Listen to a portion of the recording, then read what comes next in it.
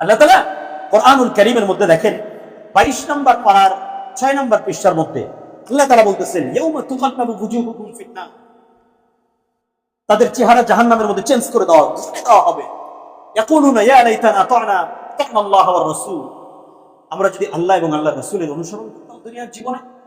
রব্বানা, হে আল্লাহ, ইন্না আতা'না সাদাতানা, কিয়ামতের ময়দানে বলবে আল্লাহ, দুনিয়ার জীবনে যদি আমি আল্লাহর হুকুম মানতাম, দুনিয়ার জীবনে যদি আমি রাসূলের আদর্শ মানতাম, এর চেয়ে ভিন্ন কোনো কিছুকে যদি আমি বড় করে না দেখতাম, সেটাই তো আমার জন্য ভালো ছিল। রব্বানা ইন্না আতা'না সাদাতানা ওয়া কুবারা'ানা, আমরা তো আমাদের সাইয়্যিদদের অনুসরণ করেছি, আমরা তো আমাদের লিডারদের অনুসরণ করেছি। কুবারা'ানা, আমাদের নসিহত লেনা চাহিয়ে কুরআনों से कि पहले ज़मानों में भी तहमत से काम नहीं हुई, আমাদেরকে শিক্ষা নিতে হবে কোরআন থেকে। অতীত জামানার মধ্যে নারী ঘটিত অপবাদের মাধ্যমে পৃথিবীর কোন অপশক্তি নিজে দাঁড়াতে পারে নাই, নিজে টিকে থাকতে পারে নাই। কোন অপবাদ দিয়ে কোন নিষ্পাপ ব্যক্তিকে কলুষিত করা যায় না। তিন তার পবিত্রতার ঘোষণা হয়েছে, তিন তার পবিত্রতা জাতি অবলম্বন করেছে, আর এই ঘৃণ্য ষড়যন্ত্র একদিন নিষ্ফল হয়েছে, ধ্বংস হয়েছে। আপনার আওয়াজ করে বলেন ঠিক কিনা? হ্যাঁ, তাই তো কালকের অবস্থা আর আজকের অবস্থা। আহা, কি উদাহরণ! জাতি জীবদ্দশায় ভুলবার কথা নয়, আপনার জীবনে আমাদের কখনো ভুলবার কথা নয়। কি এই উদাহরণ আমাদের জীবনে! ছেঁড়া একটা ব্যাগ হাতের মধ্যে তুলে দিয়ে, হুইল চেয়ারের মধ্যে আর হাতের মধ্যে লাঠি নিয়ে, প্রোটোকলের মাধ্যমে মাথায় হেলমেট, বুকের মধ্যে বুলেটপ্রুফ জ্যাকেট পরিয়ে যখন তাকে বিচারের কাছে দাঁড় করানো হয়, ঠিক সেই ব্যক্তি পরের দিবসে কোথায়? আর যারা নিচ্ছিল তারা। খুব নসিহত দিতে হবে, খুব শিক্ষা নিতে হবে আমাদের। এই ঘৃণ্য ষড়যন্ত্রে লিপ্ত হয়েছিল কারণ এই মহিলাকে বলবার পরে মহিলা জনসম্মুখের মধ্যে এই ঘোষণা করেছিল যে মূসা নবী সে আমার সঙ্গে ঘৃণ্য কর্মে লিপ্ত হয়েছে, সে অপকর্মে লিপ্ত হয়েছে, তোমরা মূসা নবীর সঙ্গে থেকো না। এইভাবে যখন সে ঘোষণা করেছে, মূসা নবী সেই রমণীকে বলেছে, সেই নারীকে বলেছে, মেয়ে সত্য করে যখন তাকে বলেছে, তুমি সত্য করে বলো তুমি এখানেও ঘৃণ্যতা, এই দৃষ্টতা যে তুমি প্রদর্শন করেছো, এটার পিছনে কি কারণ ছিল? কিন্তু মালিকের কাছে তোমার বিরুদ্ধে তুমি বিচার দায়ের করবো যে তুমি এত বড় একটা মিথ্যা অপবাদ তুমি আমাকে দিচ্ছ। তোমার মালিক কিন্তু আমার কথা শিখবে, তুমি আজকে সত্য করে বলো যে তোমার এই ঘৃণ্য ষড়যন্ত্র এবং এই মিথ্যা তহমতের পিছনে কি কাজ করেছো। নারী মহিলা তুলনামূলক ভাবে তার হৃদয়টি সুপ্ত হওয়ার কারণে মূসা নবীর নবুয়তি ধমকের কাছে সে বলে গেছে। সে স্বীকারোক্তি পেশ করেছে, হে মূসা নবী, আসলে আমি তো এটা বলেছি, আমাকে কারুন নামে এক ব্যক্তি তার সম্পদে আমাকে ক্রয় করে নিয়ে আমার দ্বারা এই কথাটি বলবার জন্য সে আমাকে সমর্থন করেছে, সে আমাকে এই কথাটা বলবার জন্য আমাকে তৈরি করেছে, যার প্রেক্ষিতে আমি সম্পদের মোহে পড়ে আমি আপনার বিরুদ্ধে এই কথাটি বলেছি। বাস্তবতা এরকম নয়, আসলে আপনি আমার সঙ্গে এই কর্মে লিপ্ত হন। বলেন না সুবহানাল্লাহ। উন্মোচিত হলো কারুনের ধৃষ্টতা। মহান রবের কাছে মূসা আলাইহিস সালাম কারুনকে বললেন, কারুন, তুমি যে আমার ব্যাপারে যে মিথ্যাচারিতার আশ্রয় নিয়েছো এবং তুমি বলছো তুমি সত্যের উপরে প্রতিষ্ঠিত, আর আমাকে বলছো আমি অন্যায়ের উপরে প্রতিষ্ঠিত, তাহলে চলো আজকে তুমি মহান রবের কাছে দোয়া করবে, আমিও রবের কাছে দোয়া করব। তুমি তোমার বিরুদ্ধে দোয়া করবো, তুমি আমার বিরুদ্ধে দোয়া করবে। যদি তুমি সত্য হয়ে থাকো আমি ধ্বংস হয়ে যাব, আর আমি যদি সত্য হয়ে থাকি তাহলে তুমি ধ্বংস। কারুন বলে ঠিক আছে তাই হবে। কারুন বিশ্বাস করতে পারে নাই যে আসলে ঘটনাটি কি ঘটবে। তখন কারুন মূসা নবীর কাছে, আল্লাহ তাআলার কাছে মূসা নবীর বিরুদ্ধে দোয়া করেছে, হে আল্লাহ তুমি মূসাকে ধ্বংস করে দাও। কিন্তু আল্লাহ তাআলা তো মূসা নবীকে নবী করে পাঠিয়েছে, তিনি তো তার সত্য নিষ্ঠার দাওয়াতে তিনি অনড়।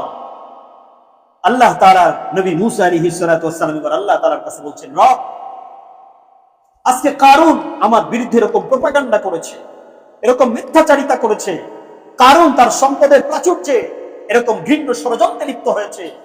হে আল্লাহ, আপনি এই কারুনের বিচার এই মুহূর্তে আপনি তাকে বিচার করেন, আপনি তাকে জমিনের মধ্যে আপনি জমিনকে অর্থ করুন যে এই জমিন যেন তাকে গ্রাস করে নেয়। এই কথা বলতে দেরি হয় নাই, মহান রবের পক্ষ থেকে ফয়সালা হয়ে গেছে, কারুনের শরীরের হাঁটু পর্যন্ত মাটি নিচে দেবে গেছে।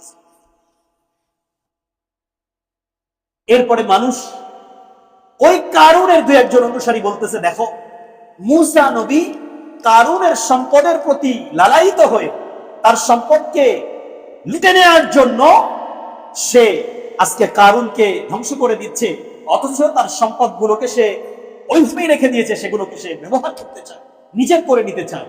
তখন আবার মুসা নবী বললেন, হে আল্লাহ, শুধু কারুন নয়, কারুনের সমুদায় সম্পদ সহ আপনি জমিনের মধ্যে ধ্বংস করুন। দেরি হয় নাই, কারুন তার সুরম্য বালাখানা সহ বিভিন্ন বর্ণনার মধ্যে এসেছে, তাফসীর ইবনে কাসীরের মধ্যে এগুলোকে তুলে ধরা হয়েছে এবং এই আয়াতের ব্যাখ্যার মধ্যে বলা হয়েছে, এই কোরআন কারীমের আয়াতে দেখেন, ফাখরাজা আলা কওমিহি ফি যিনাতি قال الذين يريدون الحياة الدنيا يا ليتنا مثل ما أوتي قارون إنه لذو حظ عظيم।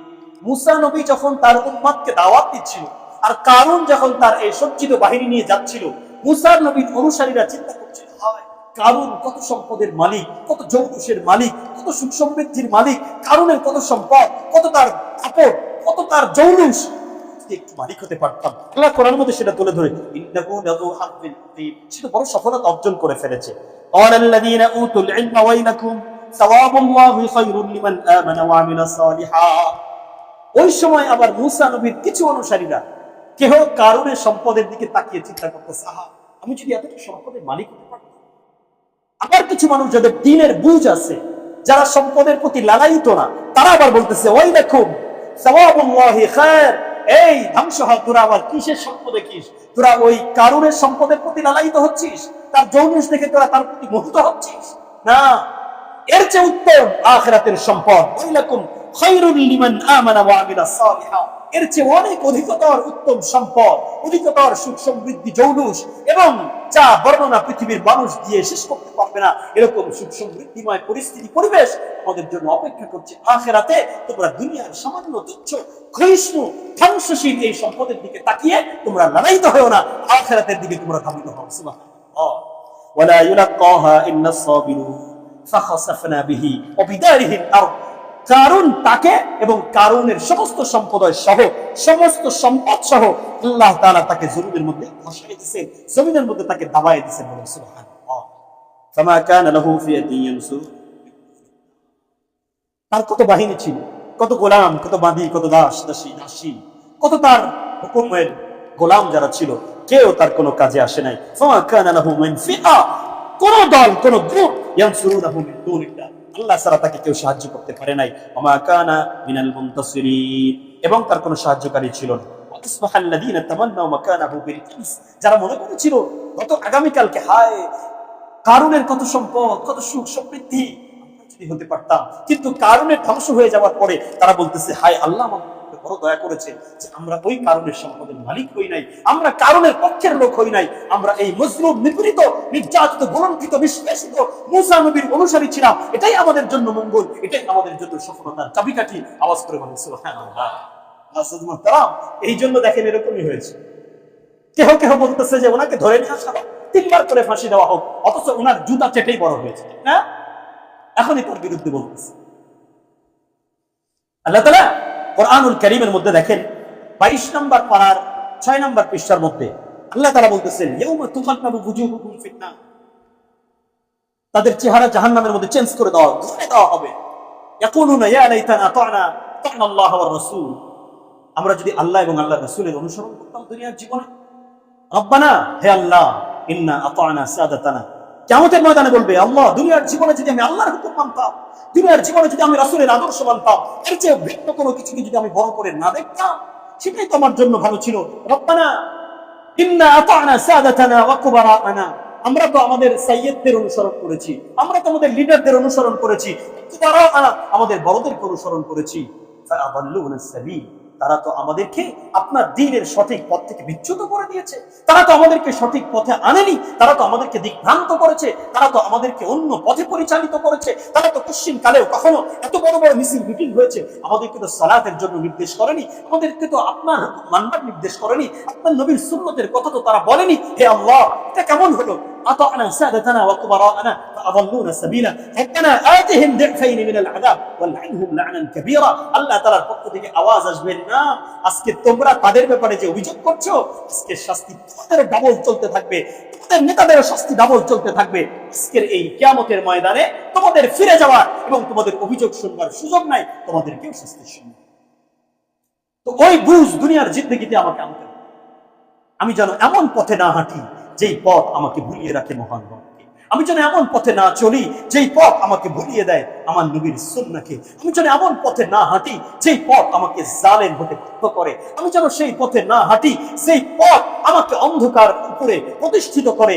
সেই পথে এই দুনিয়ার জীবনে আমাকে নসিহত দিতে হবে, কোরআনের প্রতিটি জায়গা থেকে আমাকে নসিহত দিতে হবে। আমি যেন জালিমের কাতারে না, আমি যেন জালিমের কাতারে না দাঁড়াই। কেননা অতীতের জীবনে মানুষ জালেমরা যত রকমের পরিকল্পনা করেছে, নিজেদের জুলুমকে টিকে রাখার জন্য যত ধরন অবলম্বন করেছে, পৃথিবীর কোন ধরন, পৃথিবীর কোন পথ পন্থা কোনটাই কাজে আসে নাই। সব বিস্মার হয়ে গেছে, সব ধ্বংস হয়ে গেছে, নিমিষেই ধ্বংস হয়ে গেছে। বুঝতেও পারে নাই যে আমি এখনই আমার জীবনের শেষ, এখনই আমার সকল ক্ষমতা তছনছ হয়ে যাবে। অতীতের জালিমরা সেটা অনুমান করতে। মুআজ্জাজ মুহতারাম, এই জন্য কোরআনুল কারীমের এই কারণের পরিণতি সে হাদিস শরীফের মধ্যে এসেছে যে কিয়ামত পর্যন্ত সে এবং তার সম্পদ জমিনের মধ্যে নিচের দিকে যেতেই থাকছে এবং এটাই তার কিয়ামত পর্যন্ত শাস্তি চলবে। মূল কারণ কি ছিল? সম্পদের প্রতি কার্পণ্যতা, আল্লাহর হক আদায় না করা, নবীর দ্রোহিতা করা, দ্বীন ইসলামের বিরুদ্ধাচরণ করা। তার কোনো কিছুই তার কোনো কাজে আসে। এই জন্য মুআজ্জাজ মুহতারাম, আমাদের প্রত্যেকে একটি বিষয় মনে রাখতে হবে, আমরা যেন জালিম না। হাদিস শরীফের মধ্যে হযরত জাবির রাদিয়াল্লাহু তাআলা থেকে বর্ণিত হাদিস, ইত্তাকুজ যুলম, তোমরা জুলুম থেকে বেঁচে থাকো, ফা ইন্নাজ যুলমা যুলুমাতুন ইয়াউমাল কিয়ামা, কারণ একটা জুলুম কাল কিয়ামতের ময়দানে অসংখ্য অন্ধকারকে ডেকে নিয়ে আসবে। একটা জুলুম কাল কিয়ামতের ময়দানে অসংখ্য অন্ধকারকে ডেকে নিয়ে আসবে। আল্লাহ তাআলা, সময় যে কিভাবে চলে গেছে আমি বুঝতে পারিনি, দুঃখিত। আমরা ইনশাআল্লাহ এই বিষয়গুলো মেনে নিজেদের জীবনকে সুন্দর করবার চেষ্টা করবো। আল্লাহ তাআলা তৌফিক দান।